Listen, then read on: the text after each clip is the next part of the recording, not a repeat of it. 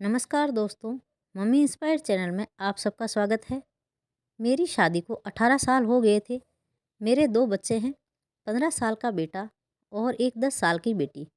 मैं अपने सास ससुर और बच्चों के साथ अपने ससुराल में रहती थी और मेरे पति दूसरे शहर में नौकरी करते थे। वह हर महीने हमें खर्चे के पैसे भेज देते थे और खुद 6 महीने में एक बार घर आया करते थे। मेरी शादी की 18वीं सालगिरह थी तो मेरे बच्चों ने अपने पापा को सरप्राइज़ देने के लिए मुझसे जिद करके मेरे पति के पास अकेले भेज दिया। जब मैं अपने पति के फ्लैट पे पहुंची तो शादी के 18 साल बाद अपने पति की सच्चाई जानकर मेरे होश उड़ गए। माँ, देखो अब तो टिकट भी बुक हो चुकी है, अब तो मान जाओ। ये बोलते हुए कंचन का 15 वर्षीय बेटा रोहन अपनी माँ को मोबाइल पर ही कन्फर्म टिकट दिखाता है।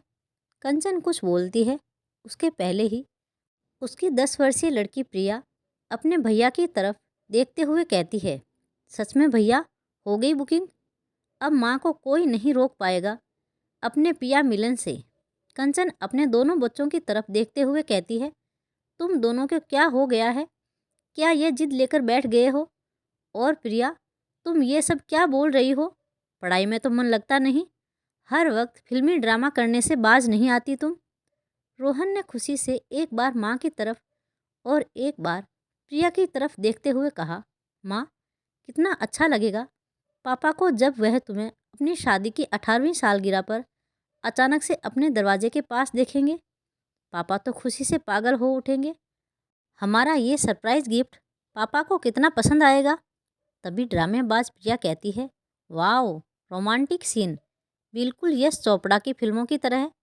माँ, पापा जैसे ही दरवाज़ा खोलेंगे ना, तुम सरप्राइज बोलना पापा को। काश पापा ये सॉन्ग गाते, मिले हो तुम हमको बड़े नसीबों से। प्रिया और रोहन की बातें सुन कंचन कहती है, तुम दोनों को शर्म नहीं आती? माँ के सामने ऐसे बोल रहे हो। प्रिया ने कहा, इसमें शर्म की क्या बात है, आजकल तो प्यार खुल्लम खुल्ला होता है। कंचन अपने पुराने दिनों को याद करते हुए, प्यार तो हमारे ज़माने में होता था, तीर नज़रों से चलता था, घायल ये दिल होता था। तभी रोहन कहता है, वाह माँ, क्या फिल्मी अंदाज में बोल रही हो तुम अपनी इतनी अच्छी फीलिंग्स। बात को घुमाते हुए, तुम दोनों ये क्या लेकर बैठ गए?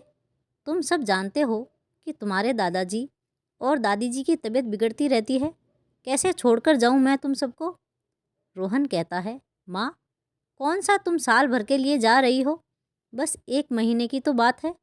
ये लम्हा सिर्फ तुम और पापा के लिए है, जो एक साथ गुजारेंगे, ना कोई परिवार और ना कोई जिम्मेदारी।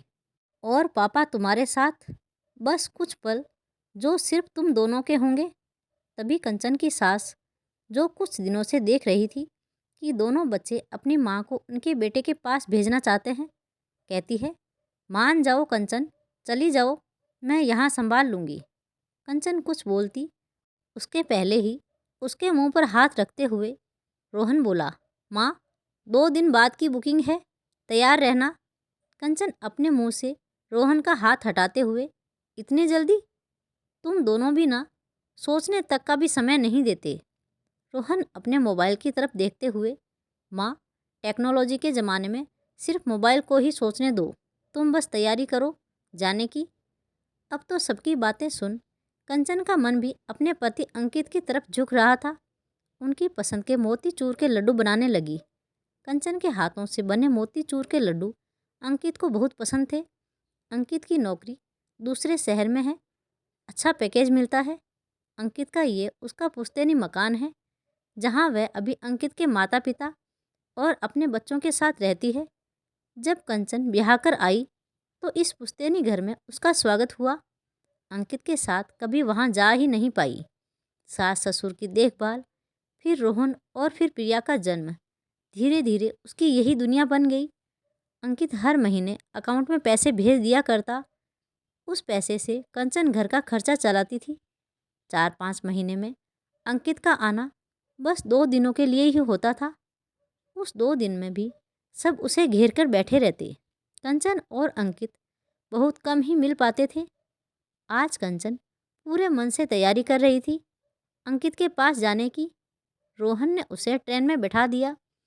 एक बच्चे की तरह उसे पूरे रास्ते का डिटेल्स दे रहा था, क्योंकि अब उसकी माँ को इतनी दूर भेजना, वह भी अकेले, एक डर उसे भी सताने लगा। कंचन रोहन को समझाते हुए कहती है, रोहन, मैं बच्ची नहीं हूँ, वहाँ जाकर तुम्हें फ़ोन करती हूँ। रोहन कहता है, माँ, मैंने एड्रेस तुम्हारे मोबाइल पर सेंड कर दिया है, ठीक वहीं जाना। कंचन रोहन की बेचैनी समझ रही थी। इतनी दूर कंचन को अकेले भेजने की इच्छा तो रोहन की ही थी, लेकिन अब उसकी माँ वहाँ ठीक से पहुँच पाएगी कि नहीं, इस डर से अब वह परेशानी में आ गया। रोहन की आंखों के सामने से उसकी माँ की ट्रेन छूटने लगी। अब कंचन भी खुश थी। ट्रेन की खिड़की से ठंडी हवा के साथ उसके बीते हुए पल भी उसके साथ जाने लगे।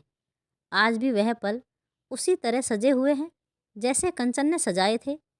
इतने सालों में अब कंचन और अंकित इतने दिन एक साथ रहेंगे। टाइमिंग देखकर कंचन अंदाज़ा लगा चुकी थी कि जब वह अंकित के घर पहुंचेगी तो वह घर में ही होंगे।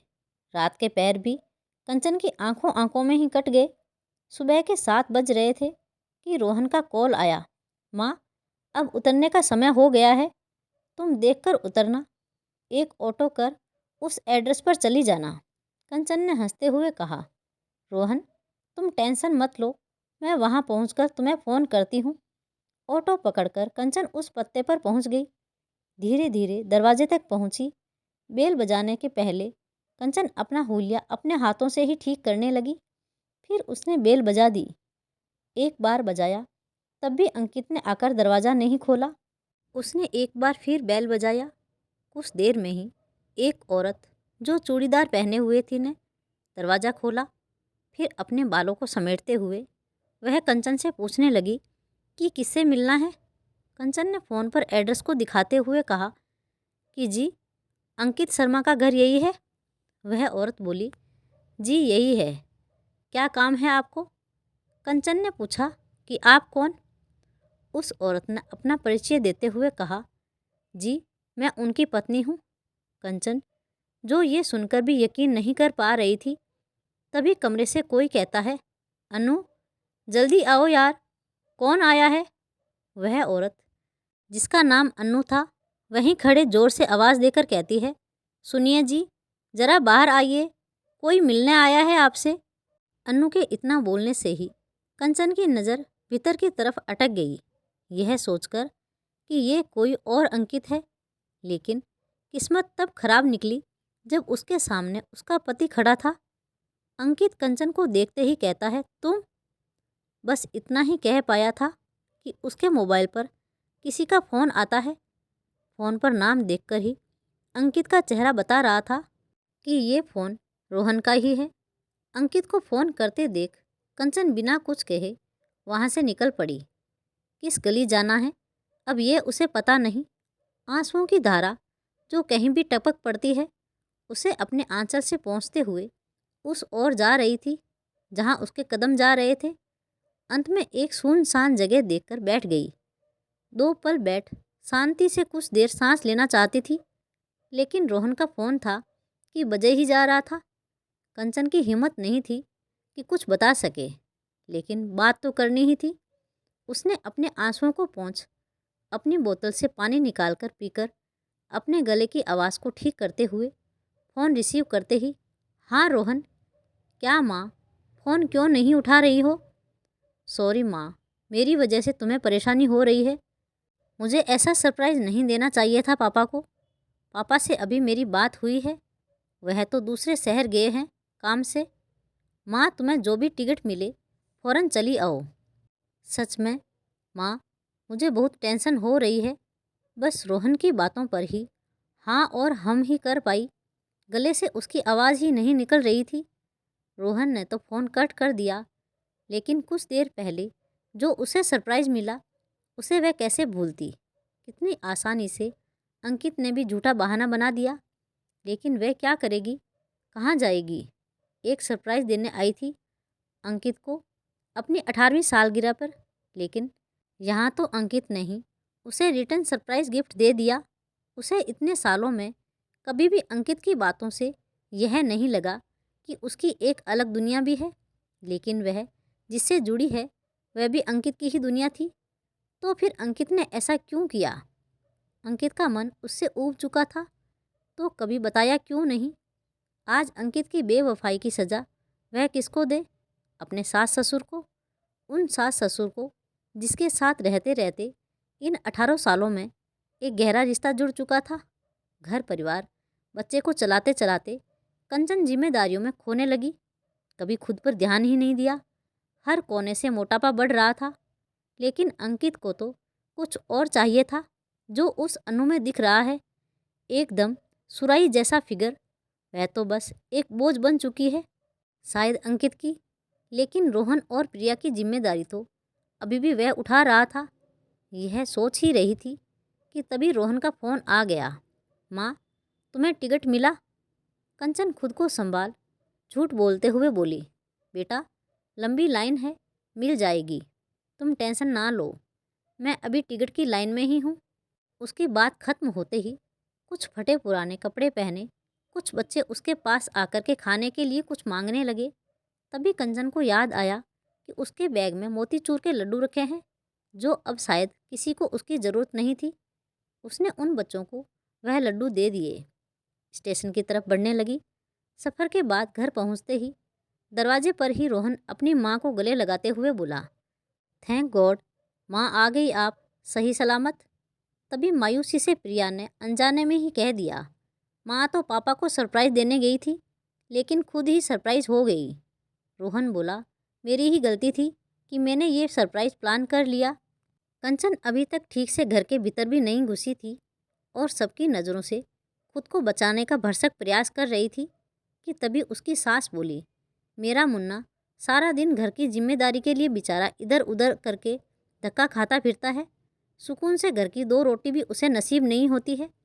सास की बातें और अंकित के प्रति सबका विश्वास देख अब कंचन खुद के आंसुओं को रोक नहीं पा रही थी। सबके सामने तो उसने खुद को संभाल लिया, लेकिन अब बर्दाश्त के बाहर था। सामान रख वह बिना किसी से कुछ बोले बाथरूम में घुस नल के पानी को छोड़ते हुए अपने आंसुओं को उसी पानी के साथ बहा दिया। सबकी नज़र से छुपकर कंचन बाथरूम में नल के पानी से अपने मुंह पर पानी के छींटे डाले जा रही थी, लेकिन आंखों के आंसू रोक नहीं पा रही थी। अंकित का इतना बड़ा धोखा उससे बर्दाश्त नहीं हो रहा था। वह भी चिल्लाना चाहती थी, अंकित से कुछ पूछना चाहती थी, लेकिन कुछ नहीं कर पाई। उल्टा घर लौटकर आ गई। उसके जीवन के 18 साल कोई मामूली नहीं थे। किसी के जीवन में इतना लंबा सफ़र अंकित से दूर रहने के बावजूद कंचन ने पूरी ईमानदारी से अपने जीवन का बहुमूल्य समय इस घर को दिया था। अपने प्यार से इस मकान को घर बनाया, सबके दिलों में प्यार का एहसास जगाया। आज यहाँ सब भी उसे सिर्फ दीवार ही नज़र आ रही थी, जिस दीवार में ना जाने कितनी यादों को समेटकर सजाया था। एक सेकंड में उसे सब पराया लगने लगा। अपनी माँ को इतनी देर बाथरूम में घुसा देख रोहन बाहर से कहता है, माँ क्या कर रही हो इतनी देर, तुम ठीक तो हो ना?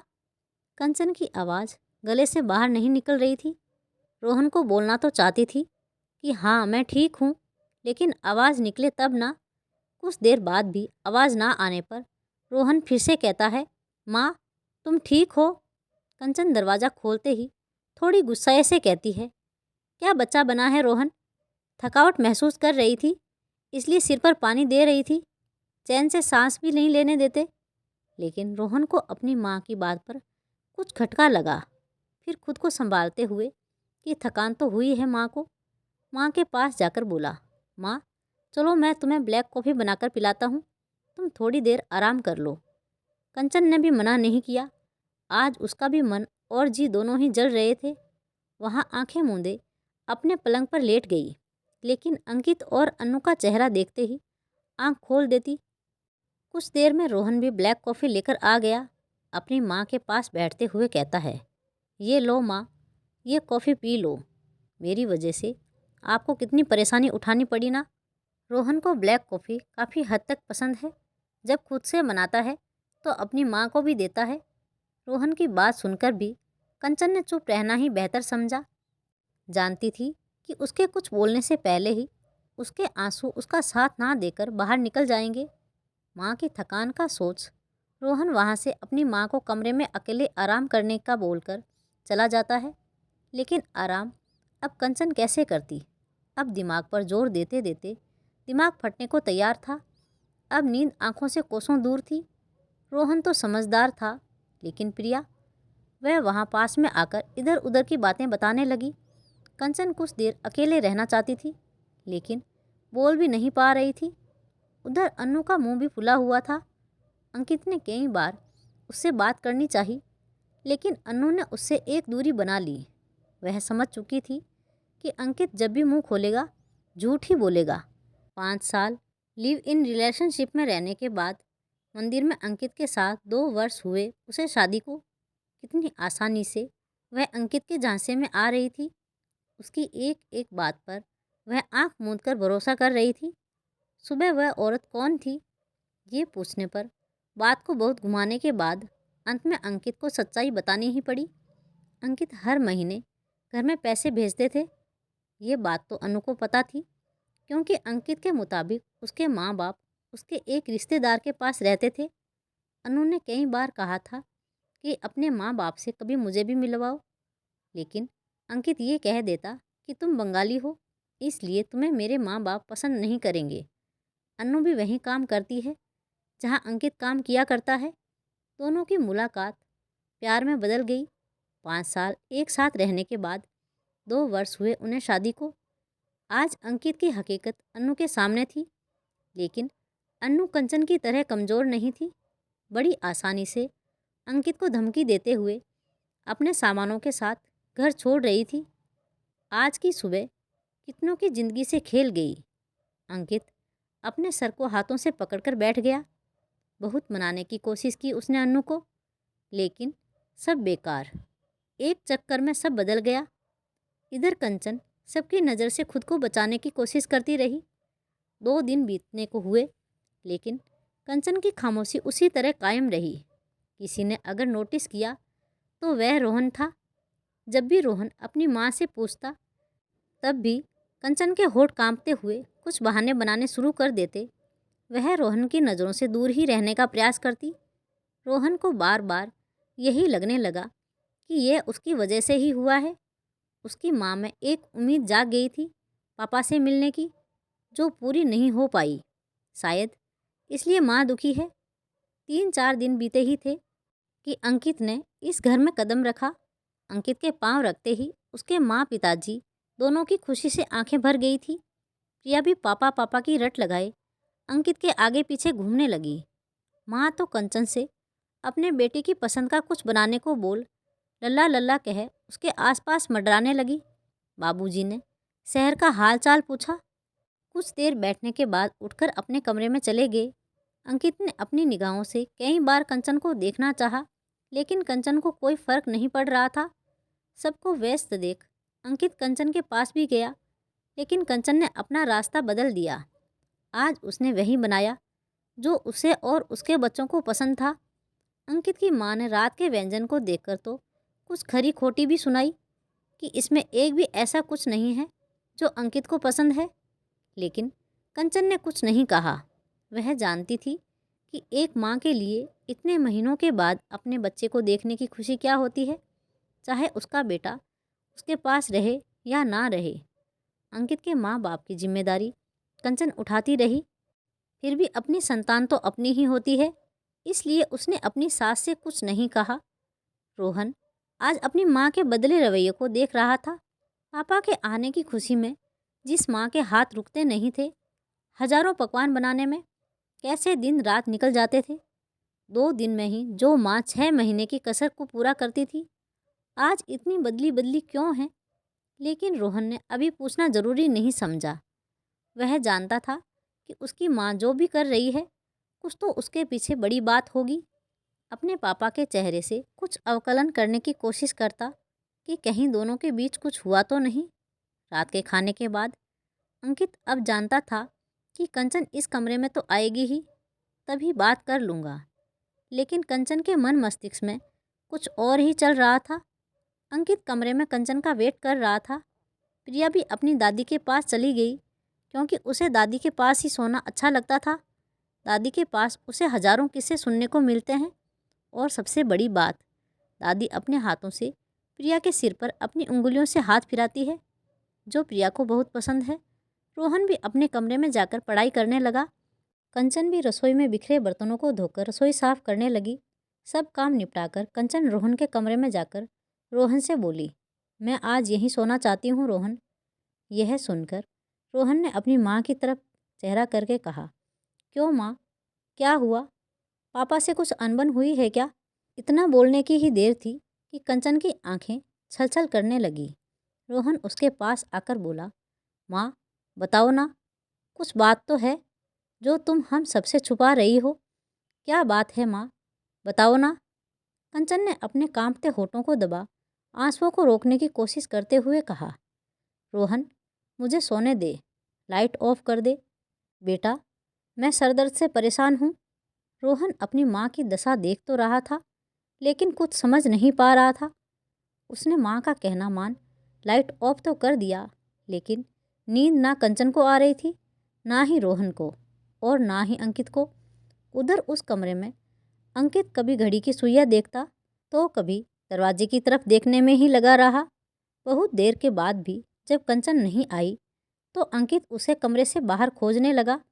कभी रसोई में देखता तो कभी बाथरूम की तरफ जाने लगा। उसने सोचा माँ के कमरे में तो कंचन जाएगी नहीं, तो उसे अंदाज़ा हो गया कि कंचन रोहन के कमरे में है। उसकी हिम्मत नहीं हुई कि वह कंचन को बुलाए। उधर रोहन के कमरे में कंचन अपने आंचल को अपने मुंह में दबाकर रखा था कि कहीं उसकी सिसकने की आवाज़ रोहन ना सुन ले। आज अंकित को देख उस दिन के घाव में फिर दर्द होने लगा था। अब तक रोहन भी अंदाज़ा लगा चुका था कि माँ को कुछ तो हुआ है, और वह बात भी बहुत बड़ी है। आज जो माँ उसको दिख रही थी, उसने पहले कभी ऐसा रूप अपनी माँ का नहीं देखा था। कंचन के पास हजारों सवाल है जिसका जवाब उसे चाहिए था। अंकित ने उसका भरोसा तोड़ा था। वह इस घर में अब रहना नहीं चाहती थी। अंकित जो दूर से उसकी और उसके बच्चों की जिम्मेदारी एक बोझ के लिए उठा रहा था, उस बोझ का बोझ अब कंचन भी उठा नहीं पा रही थी। रोहन और प्रिया के भविष्य का सोच वह कुछ निर्णय लेने में जल्दबाजी नहीं करना चाहती थी। इस उम्र में उसे कौन नौकरी देगा? उसका जीवन तो रसोई में ही आधा गुजर गया। इन दोनों बच्चों के साथ वह कहाँ भटकेगी? मायके में जाकर अपने सम्मान को भी खोना नहीं चाहती थी। जानती थी कि मायके जाना बस 2 दिन के लिए ही ठीक रहता है। शादी के बाद पति को छोड़ बच्चों के साथ वहाँ रहना भी मुश्किल ही होगा। इन सब के बारे में सोचते हुए भी आज अंकित को सामने देखकर उसे कुछ एहसास नहीं हो रहा था। 18 साल का साथ, 18 साल का प्यार, 18 सालों का एक दूसरे पर भरोसा, जैसे इन हाथों से सब रेत की तरह फिसलने लगा। हजारों सवाल थे कंचन के मन में, और इन सवालों के दर्द का जवाब भी अब उसे ही खोजना था। माँ को करवट बदलते देख रोहन को अंदाजा हो रहा था कि उसकी माँ की आंखों में नींद नहीं है। कुछ बात है जो माँ को परेशान कर रही है, लेकिन माँ अभी उससे बोलने के लिए तैयार नहीं है। जैसे तैसे रात गुजर गई। रोज की तरह आज भी कंचन के दिन की शुरुआत रसोई से ही हुई। अंकित जानता था कि कंचन घर में सबसे पहले उठती है। रात से इसी समय का वह वेट कर रहा था। अंकित कंचन के पास जाकर कहता है, कंचन नाराज हो मुझसे? लेकिन कंचन के कान के दरवाजे भी बंद हो चुके थे। अंकित ने 2-3 बार उसे पुकारा, लेकिन कंचन अपने नित्य कर्म के काम को करने लगी थी। 2 दिन हो गए अंकित को आए हुए, लेकिन कंचन से उसकी एक भी बात नहीं हो पाई। अंकित जानता था कि कंचन अभी गुस्से में है, इसलिए सुन नहीं रही है। गुस्सा जब ठंडा होगा तो कंचन को उसके पास ही आना होगा। वैसे भी कंचन एक घरेलू महिला है जो सोच तो सकती है, लेकिन कोई फैसला नहीं कर सकती। इसमें और अन्नू में जमीन आसमान का अंतर है। 2 दिन के बाद अंकित चला गया, लेकिन ऑफिस में पहुंचकर आज उसे वहां का माहौल बिगड़ा हुआ दिखता है। सब उसे बड़ी टेढ़ी नज़र से देख रहे थे।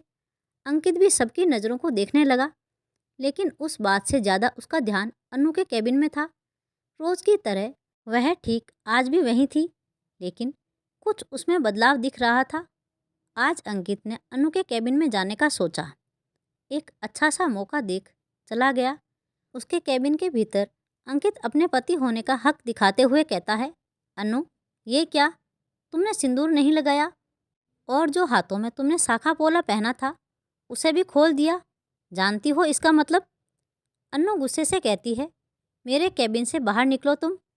अंकित बेशर्मी से कहता है, निकलूं मतलब? मैं अपनी बीवी से बात कर रहा हूँ। तुम्हें इस रूप में देख सब क्या सोचेंगे हमारे बारे में? अन्नू गुस्से में पलटकर कहती है, क्या सोचेंगे? जिसने भी मुझसे पूछा मैंने सबको बता दिया तुम्हारी असलियत। तुम एक धोखेबाज हो, यहाँ सब जान गए हैं। अब अंकित को समझ में आया कि उसे क्यों ऑफिस में सब ऐसे घूर रहे थे। अंकित अनु को समझाने का प्रयास करते हुए कहता है, मुझे कुछ समय देती समझाने का। अनु, इतनी जल्दी कैसे तुम सब कुछ खत्म कर सकती हो? तुम्हारा पति अभी जिंदा है और तुमने ये सिंदूर मिटा दिया। अनु गुस्से से लाल होते हुए कहती है, अंकित, तुम्हारे होने या ना होने से मुझे कोई फ़र्क नहीं पड़ता। मैंने अनजाने में ही एक औरत के सिंदूर, उसके भरोसे को कुचला है। मेरे दिल में अब तुम्हारे लिए कुछ नहीं है, नफ़रत के सिवा। मर चुके हो तुम मेरे लिए। अनु के इतना बोलने की ही देर थी कि अंकित ने उसे थप्पड़ मार दिया, अपनी हद तोड़ दी। थप्पड़ की गूंज से ऑफिस के कई स्टाफ वहां चले आए। सब अनु को संभाल रहे थे। तभी अनु ने भी उसे सबके सामने थप्पड़ रसीद कर दिया। सबके सामने ये भी कह दिया कि वह उस पर धोखाधड़ी का केस भी करेगी। अंकित ये देख वहाँ से अपने तेज कदमों से बाहर निकल गया। उधर पापा के जाते ही रात को जब सब सोने चले गए तो रोहन अपनी बेचैनी के साथ कंचन के पास जाता है। कंचन भी कमरे की लाइट को ऑफ कर आंख बंद कर सोने की कोशिश करती है, लेकिन रोहन जानता है कि उसकी माँ की आंखें तो बंद है, लेकिन उसमें नींद की कोई गुंजाइश नहीं है। रोहन कहता है, माँ। आवाज़ सुन कंचन बोली, तुम अभी इतनी रात को? सब ठीक तो है बेटा? रोहन बोला, सब ठीक है माँ, मुझे आपसे कुछ पूछना है। कंचन जानती तो थी कि रोहन क्या पूछने वाला है, इसलिए बहाना बनाकर वह कहती है, रोहन सो जाओ, रात बहुत हो चुकी है। रोहन उदास होकर कहता है, माँ, मैं जानता हूँ ना तुम सो पाओगी और ना मैं। उससे अच्छा है बात कर लेते हैं। माँ, देखो, हमें जब भी कोई सवाल परेशान करता है तो हम भी तो आपके पास ही आते हैं, फिर उस समस्या का हल ढूंढते हैं। मैं जानता हूँ कि तुम परेशान हो किसी बात से, उसे बताओ अब। रोहन के इतना बोलते ही कंचन खुद को अब संभाल नहीं पा रही थी। आंखों से पानी झरझर कर बहने लगा और कांपने लगी। कंचन बोलना तो चाह रही थी, लेकिन जुबान अब साथ नहीं दे रही थी। अपने हाथों से एक बार आंसू पोंछती है और उसकी जुबान हकलाते हुए, रोहन, तेरे पापा पर ही अटक गई। रोहन, हाँ माँ, अब बताओ, पापा क्या? ये कहते हुए रोहन की आंखें बस अपनी माँ की जुबान पर अटकी थी। तो कभी उसे रोता हुआ देख रहा था। रोहन इतना तो समझ ही गया था कि ये बात बहुत बड़ी है और पापा से रिलेटेड है। अब उसके मन में भी अपने पापा के लिए कई प्रश्न घूमने लगे कि पापा ने आखिर क्या किया है जिससे माँ की हालत ऐसी हो गई है। कुछ देर बाद रोहन को पकड़कर कंचन कहती है, सबको धोखा दिया है रोहन, तेरे पापा ने हम सबको धोखा दिया है। जो भी कंचन ने देखा सब रोहन को बता दिया। आज सच रोहन के सामने था। उसे तो विश्वास ही नहीं हो रहा था कि उसके पापा ऐसा भी कर सकते हैं। कंचन उसे बोलती हुई कितनी सिसकियां भर रही थी, लेकिन रोहन कुछ देर तक बिल्कुल शांत था। अचानक एक प्रश्न अपनी माँ के सामने रखते हुए रोहन कहता है, माँ, तुम क्या चाहती हो, वह बताओ। यह प्रश्न सुनकर कंचन रोहन की तरफ देखते हुए कहती है, मैं समझी नहीं। रोहन कहता है, हाँ माँ, तुम क्या चाहती हो? ऐसे रो रो कर पापा से बिना बात किए दिन काटना चाहती हो कि कुछ सोचा है? रोहन का प्रश्न सुनकर कंचन भी समझ नहीं पा रही थी कि आखिर सच में वह क्या चाहती है। लेकिन आज रोहन की बातें सुनकर अपनी बात रखते हुए कंचन कहती है, रोहन, मैं अब तेरे पापा के साथ नहीं रहना चाहती, लेकिन तेरे दादाजी और दादी जी से भी एक गहरा रिश्ता है मेरा। उन्हें सच्चाई कैसे बताऊं? उन्हें छोड़कर जाना भी तो आसान नहीं है। इन दोनों की बातें कोई तो था जो सुन रहा था। अपने बेटे की धोखेबाजी और बहू का उनके प्रति प्यार और विश्वास सब उनकी आंखों के सामने था। आज कंचन रोते हुए कहती है, रोहन, मुझे तो कुछ भी नहीं आता जिससे मैं तुम सबकी जिम्मेदारी उठा सकूं। मैं क्या कर सकती हूँ बेटा? रोहन के पास अभी इसका जवाब नहीं था। कुछ बातें कुछ फैसलों के साथ अधूरी रह गई दोनों के बीच। रोज की तरह कंचन सुबह अपने कामों में व्यस्त थी।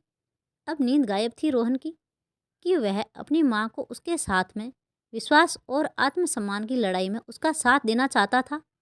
लेकिन उसकी उम्र ही इतनी छोटी थी कि वह कुछ नहीं कर सकता था। अन्नू के रवैये को देख कंचन का भरोसा जीतने की कोशिश करने फिर से अंकित ने घर आने का सोचा। अन्नू ने एक झटके में अपनी जिंदगी से उसका वजूद खत्म कर दिया। उसको कंचन पर पूरा भरोसा था कि वह अन्नू की तरह नहीं है, बहुत सोच विचार कर फैसला लेती है। मेरे पास रहने के सिवा उसके पास कोई रास्ता नहीं है। जब वह घर पहुंचा तो उसकी माँ ने तो उसकी थकान देखकर अपने आंचल से उसका पसीना पोंछने लगी। लेकिन उसके पिताजी को अंकित का आना पसंद नहीं आया, क्योंकि रात को उसके पिताजी ने ही अपनी बहू और पोते की बात सुन ली थी। अंकित की नज़र अब कंचन के चेहरे पर थी। उसकी मांग अभी सजी हुई थी लाल सिंदूर से। ये देख अंकित के चेहरे पर एक अहंकार की हंसी साफ झलक रही थी। अंकित को देख रोहन और कंचन दोनों ही एक दूसरे को देख रहे थे। उनके मनोभावों को देखते हुए उसके ससुर अंकित से कहते हैं, क्या वजह है आज फिर अचानक आने की? अंकित ने झूठ का सहारा लेते हुए कहा, बहुत दिन हो गए अपने परिवार से दूर रहा हूँ। अब कुछ समय अपनी पत्नी और बच्चों को देना चाहता हूँ। लेकिन उसके ससुर ने गुस्साई भरी नज़रों से कंचन का साथ देते हुए कहा कि इतनी सफाई से तुम झूठ बोल जाते हो। मेरा बेटा इतना नालायक निकलेगा, मैंने कभी सोचा नहीं था। अंकित की माँ अपने पति की बातों पर गुस्सा होते हुए कहती है, काहे को हमारे अंकित को नालायक बता रहे हो? दिन रात वहाँ अपना खून पसीना जलाता है, 2 वक्त की रोटी भी उसे नसीब नहीं होती। अब जब वह हम सबके साथ रहने आया तो तुम सब ऐसा व्यवहार क्यों कर रहे हो? ससुर ने सबके सामने अंकित की हकीकत सबको बता दी। रोहन और कंचन को समझ नहीं आया कि उन्हें कैसे पता चला। जब वह रात वाली सब घटना बताने लगे कि उन्होंने उन दोनों की बातों को सुन लिया था। अंकित भी कम नहीं था। आज उसने फिर घटियापन का परिचय देते हुए सबके सामने अपने बाबूजी से कहा, बाबूजी, आप इस गंवार औरत का पक्ष ले रहे हो? इसे तो घर में बैठ मगरमच्छ के आंसू बहाना ही आता है। आप भी शायद भूल रहे हो कि मैं आपका सगा हूँ, ये नहीं। अंकित के पिताजी गुस्से में कहते हैं, यह तो मेरी किस्मत है कि तुम मेरे सगे बेटे हो, शायद इसलिए अब तक यहीं खड़े हो। कोई और होता तो धक्के मारकर बाहर कर दिया होता। अंकित झुंझलाते हुए कहता है, आपको अब ये प्यारी हो गई? अंकित के पिताजी कहते हैं, प्यारी तो वह शुरू से ही थी, इसलिए तो उसे इस घर की बहू बनाया था। अंकित अहंकार से कहता है, लेकिन खर्चा तो मैंने उठाया ना इस परिवार का। अंकित के पिताजी अपने गुस्से को दबाते हुए कहते हैं, अंकित, सोच समझकर बात बोला करो। मुझे अभी भी पेंशन मिलती है। तुम जो भेजते हो जरा बहू से पूछना तो, उससे क्या सब सही से चल पाता है? कितनी बचत से घर का खर्चा चलाती है बहू। अंकित अपनी माँ की तरफ देखते हुए कहता है, माँ, देख रही हो पिताजी कैसी बातें कर रहे हैं, इस औरत की तरफदारी कर रहे हैं। अंकित की बातें सुनकर कंचन ने रोहन को प्रिया के साथ बाहर जाने को कहा। रोहन के गर्म खून को कंचन पहचानती थी। अपनी माँ के बारे में अब शब्द सुन उसका खून भी खोल उठेगा। कहीं रोहन और अंकित में ही बहस ना हो जाए, इसलिए उसे बाहर जाने के लिए कहा। अपनी माँ की बात सुनकर रोहन चला तो गया, लेकिन उसका खून सच में खोल रहा था।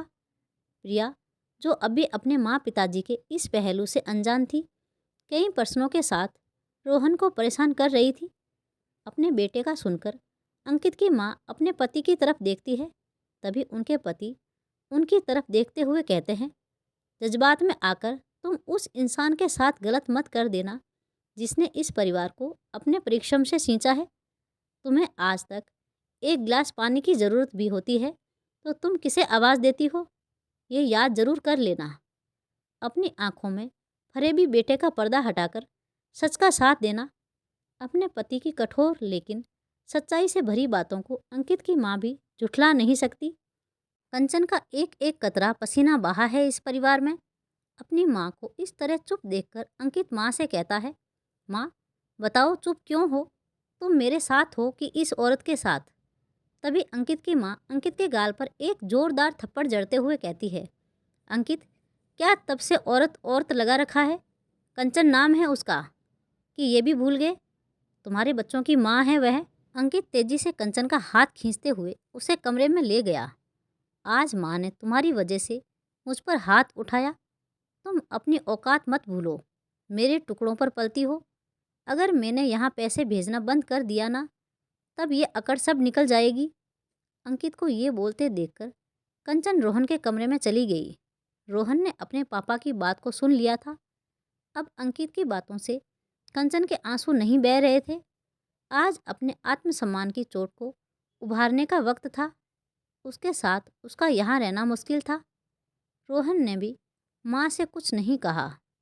वह ठीक से सोच चुका था कि माँ जो भी फैसला करेगी वह उसका ही साथ देगा। अपनी माँ के आत्मविश्वास को टूटने नहीं देगा और ना ही माँ को पिताजी के सामने हाथ फैलाने को बोलेगा। कंचन के साथ अब रोहन भी अपनी माँ के लिए सोच रहा था। रात को अपने सास ससुर के कमरे में जाकर अपना फैसला सुनाती हुई कंचन कहती है, बाबूजी अब इस घर में मेरा रहना नहीं हो पाएगा। मैं बच्चों के साथ जाना चाहती हूँ। मैं उनके साथ नहीं रहना चाहती। ये सुनते ही उसकी सास बोली, कंचन ये क्या बोल रही हो? छोटी सी बात का बतंगड़ मत बनाओ। मर्द जात है, वह बाहर रहता है। भूल हो गई उससे, भटक गया एक बार वह। औरत जात का तो काम ही है कि पर्दे में अपने पति के पीछे चलना, उसकी भूल को छुपा उसके साथ रहना। कंचन बाबूजी की तरफ देखकर कम लफ्जों में पूरी बात कहती है, बाबूजी शायद मेरा जाना ही बेहतर होगा। ये कहकर बात को आगे ना बढ़ाते हुए कंचन वहाँ से अपने कमरे में चली तो गई, लेकिन नींद किसी की भी आंखों में नहीं थी। सुबह जब उठी तो दरवाज़ा खुला था। शायद अंकित जा चुका था। अंकित के जाने के बाद उसके ससुर ने कंचन को जाने नहीं दिया। बुढ़ापे में अपने पोता पोती से उन्हें दूर ना करने को कहा। कंचन रहने तो लगी, लेकिन अब उस घर को अपनाने में उसे दिक्कत आ रही थी। जिससे कभी एक गहरा रिश्ता कायम था, आज परायापन का एहसास हो रहा था। कंचन के ससुर का कंचन का उदास चेहरा देख तबीयत खराब रहने लगी। वह जानते थे कि कंचन का यूं अचानक निकलना उसके और उसके बच्चों को काफ़ी भारी पड़ेगा। उन्होंने मोह माया की बातों से कंचन को घर में रख तो लिया था, लेकिन अंकित के लौटने पर वह यहाँ नहीं रहेगी, ये समझ चुके थे। सब अपने में ही परेशान थे कि उनकी पड़ोसन, जिनसे उन सबका काफ़ी हद तक उठना बैठना था, कंचन के पास आती है, जो कंचन की उम्र की ही थी। कंचन के भोलेपन की वजह से कई छोटे मोटे काम करवा लेती थी। कंचन भी उनका हर काम बहुत ही सुंदर तरीके से करती थी। इस बार वह फिर से कंचन से कहती है, कंचन मैं एक प्रॉब्लम में पड़ गई हूँ। कंचन ने अंकित की करतूत के बारे में अभी तक बाहर वालों को नहीं बताया था। उसके सामने भी हिम्मत बांधे रहती है। अब किस प्रॉब्लम में फंस गई हो? मेरी पड़ोसन बहन, मेरे बेटे का जन्मदिन है कल, तुम्हें तो पता ही है। इस बार तुम ही खाना बना दो प्लीज़, क्योंकि जो खाना बनाने आती है वह इस शहर में नहीं है और इतनी जल्दी कोई मिल ही नहीं रही। तुम तो जानती हो कि मैं इतना कुछ नहीं संभाल सकती। 50 लोगों का खाना बनाना मुझसे नहीं होगा। मेरे हाथ का खाना तुम्हारे भैया को ही पसंद नहीं तो उन सबको क्या खाक पसंद आएगा? अगर तुम बना लो तो। कंचन कहती है, ठीक है कोई बात नहीं, लेकिन मैं तुम्हारे घर में नहीं अपने घर में ही बनाऊंगी, तुम ले जाना। वह पड़ोसन बहुत खुश होकर चली गई। कंचन के मन में अब एक नए विचार ने जन्म लिया। उस विचारों के साथ वह रोहन के पास पहुंची। रोहन को पड़ोसन वाली सब बात बताई और ये भी कहा कि अगर वह होम डिलीवरी का बिजनेस चला ले तो कुछ पैसा आ जाएगा। रोहन जो आज मोबाइल की हर टेक्नोलॉजी को जानता था, अपनी माँ की बात सुन अचानक से उसके दिमाग में एक आइडिया आ गया। अब उसका ध्यान अपनी माँ की बातों पर नहीं था, वह कुछ अलग ही करने की तैयारी करने लगा। दूसरे दिन जब उसकी माँ पड़ोसन के लिए रात के डिनर की तैयारी कर रही थी, तो उसने हर खाने के आइटम को अपने मोबाइल पर वीडियो बनाना शुरू कर दिया। कंचन अब भी अनजान थी। कि रोहन के दिमाग में क्या चल रहा है। उसने बार बार पूछा कि उसे आज अचानक वीडियो की क्या सूझी, लेकिन रोहन ने बस यही कहा कि उसका मन हो रहा है आज वीडियो बनाने का। कंचन जानती थी कि रोहन मोबाइल में ही पड़ा रहता है, इसलिए उसने इस बात पर ध्यान नहीं दिया। सब कंचन के हाथ के खाने की तारीफ कर रहे थे। सबकी बातें सुन रोहन को एक उम्मीद नज़र आ रही थी। वह रात में बैठकर कुछ ना कुछ मोबाइल पर करने लगा। अब तो रोज़ की ही बात हो गई। रोहन और प्रिया रोज़ ही कुछ ना कुछ फरमाइश करते कि माँ आज ये बनाओ, वह बनाओ। उसके बाद जब भी वह बनाती, बस रोहन उसे अपने मोबाइल में कैप्चर करता। अब अपने बेटे की इस हरकत से कंचन परेशान थी। उधर अंकित एक ही ऑफिस में अन्नू के साथ काम तो कर रहा था, लेकिन ऑफिस में अब उसकी कोई इज्जत नहीं बची थी। उसे अन्नू के द्वारा लगाए गए आरोपों का सामना करना पड़ रहा था। घर में पैसे भेजना तो उसने बंद ही कर दिया था, इस उम्मीद में कि कहीं ना कहीं पैसों के अभाव में कंचन उसके पास लौटकर जरूर आएगी। एक दिन अचानक से कंचन की सासू माँ अपने पति से कहती है, 8 महीने हो गए उस बात को, लेकिन मेरा बेटा अभी तक घर नहीं आया, ना ही फ़ोन करता है। ज़रा आप फ़ोन करके पूछ तो लीजिए। अपनी पत्नी की बात सुनकर वह उन्हें गुस्से भरी नज़रों से देखते हुए कहते हैं, उसने कभी तुम्हारी परवाह की है क्या? बोलकर गया कि हम उसके पैसे खाते हैं। अपनी पत्नी और बच्चों की जिम्मेदारी तो उठा नहीं सकता। उस नालायक इंसान से मेरा कोई ताल्लुक नहीं। अंकित ने कंचन को झुकाने के लिए उसका खर्चा बंद तो कर दिया, लेकिन मैं कंचन को जानता हूँ। उसके स्वाभिमान को ठेस पहुँचाई है तुम्हारे बेटे ने। मैं कंचन के नाम से एक फ्लैट खरीदूंगा। अगर वह जाना चाहे तो जा सकती है। मैं अब उसे रोकूंगा नहीं। अपने पति की बात सुनकर अब अंकित की माँ भी चुप थी। वह रोज ही देख रही थी कि अंकित को माफ़ करना कंचन के लिए मुश्किल था। इस घर में उनकी जिद की वजह से वह रह तो रही थी, लेकिन अब बस सिर्फ एक जिम्मेदारी का एहसास था। सच भी है, रोहन और प्रिया की पढ़ाई लिखाई का खर्चा उसके ऊपर भी तो खर्चा रहता ही है। इन कुछ महीनों में बहुत ही मुश्किल से काट रही थी। उन सबकी पहले की बचत से ही अब तक घर चलाने की कोशिश कर रही थी। एक दिन अचानक से नींद खुलते ही रोहन अपनी माँ को गले लगाता हुआ चिल्लाने लगा। उसका पागलपन देखकर सब उससे पूछ रहे हैं कि आखिर उसे हुआ क्या है। रोहन ने सबके सामने अपने मोबाइल को खोलते हुए दिखाया कि उसकी माँ की वीडियो फेमस हो चुकी है। अब उसके 15,000 सब्सक्राइबर हैं। कंचन को इस विषय में कुछ भी जानकारी नहीं थी। अपनी माँ की वीडियो में सब कमेंट को रोहन पढ़कर सुना रहा था कि सबको उसकी रेसिपीज पसंद आ रही है। उसे एक ब्रांड ने पसंद भी किया है। उसके अकाउंट में 5,000 जमा हो चुके हैं। कंचन को रोहन की बात अब भी समझ नहीं आ रही थी। घर में सब रोहन की बात को समझना चाहते थे, लेकिन प्रिया के अलावा कोई नहीं समझ पा रहा था। तब रोहन ने बताया कि वह मम्मी की रेसिपी भारतीय व्यंजन का वीडियो बनाता था और उससे माँ के अकाउंट में 5,000 रुपये आए हैं। अगर इसी तरह लोग पसंद करने लगे तो यह 50,000 भी हो जाएंगे। इतना बोलने की ही देर थी कि कंचन के आंसू बहने लगे। उसे उम्मीद नहीं थी कि वह भी कुछ कमा सकती है, लेकिन रोहन ने उसकी ज़िंदगी में एक उम्मीद जगाई है। आज छोटी रकम ही सही, लेकिन यह उसकी खुद की थी। खुशी के आंसू बहते देख रोहन ने उसे गले से लगा लिया। आज 2 वर्ष होने को है। कंचन जो काफ़ी टाइम से अब वीडियो बना रही है, अब खुद मोबाइल में व्यस्त रहती है। उसने भी बहुत कुछ सीखा उससे, जिसकी वजह से अब पहले की कंचन में और आज की कंचन में काफ़ी बदलाव आए हैं। कंचन का पहनावा, उसका आत्मविश्वास पहले की अपेक्षा काफ़ी हद तक बदल चुका था। कंचन इस घर का खर्चा अब अच्छी तरह से चला रही थी। रोहन और प्रिया की पढ़ाई भी अपने हिसाब से आगे बढ़ रही थी कि फिर एक दिन दरवाजे पर दस्तक देख सबको हैरानी हुई। कंचन ने ही दरवाज़ा खोला। कंचन के बदलाव को देख अंकित की आंखें फटी की फटी रह गई। जिस कंचन को वह जानता था और इस कंचन के चेहरे और पहनावे में काफ़ी अंतर है। कंचन ने जैसे ही देखा कि सामने अंकित है तो वह अपने कमरे में चली गई। अंकित की हालत बिगड़ चुकी थी। दुबला पतला शरीर, आंखें धंस गई थी। अपने बेटे की स्थिति को देख उसकी माँ उसे अपने कमरे में ले गई।